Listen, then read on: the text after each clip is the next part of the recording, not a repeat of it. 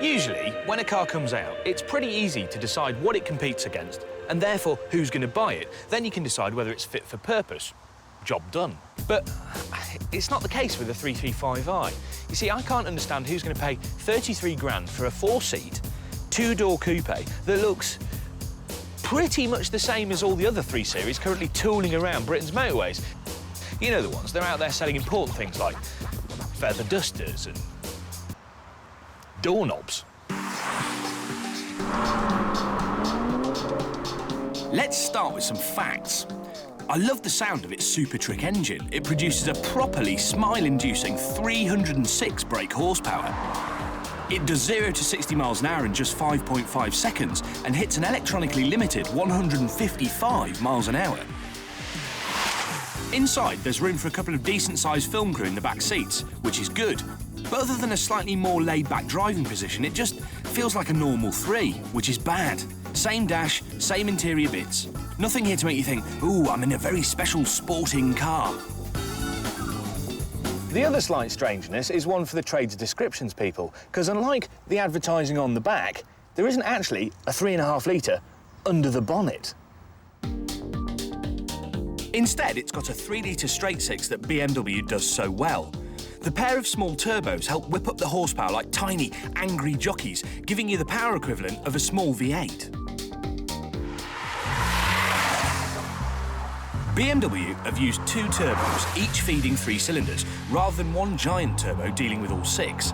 It means they can be smaller, which means they get up to speed quicker, which means less turbo lag. Simple. Does it work, though? Well, yeah. This is a really weird engine. There's very, very little lag at all, and peak torque arrives at about 1,300 RPM and stays with you right until 5,000. That means that initially, it reacts like a big diesel 6 with all that grunty low-down torque, but then when you rev it, it goes all the way to 7,000 RPM with loads of power, and it just feels really strong. Usually, you have to make do with either a cart horse or a racehorse, but here, you've got the best of both worlds. It's a racing cart horse. The fact that this is a relatively light engine compared to, say, something like a naturally aspirated V8 with similar power means that it corners with a real light-footed feel. It might be immensely quick, but it never feels like it's going to turn suddenly and punch you really hard in the ego.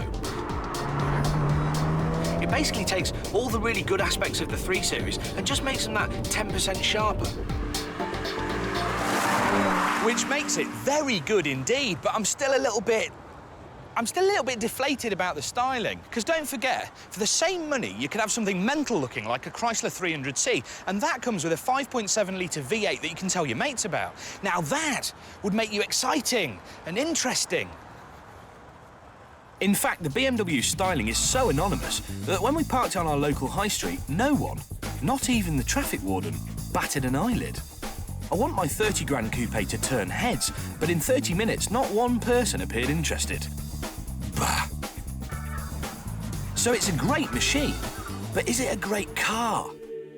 Well, consider the options. The Merc CLK 350 is slower and 5 grand more. The TT and Brera look great but don't drive so well, unlike the Porsche Cayman. But that has half the seats.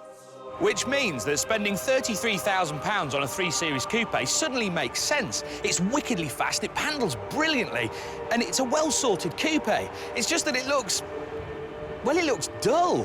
I want a more emotional response from a coupe. Basically, I'm just looking for a bit more of a tickle in the trouser department.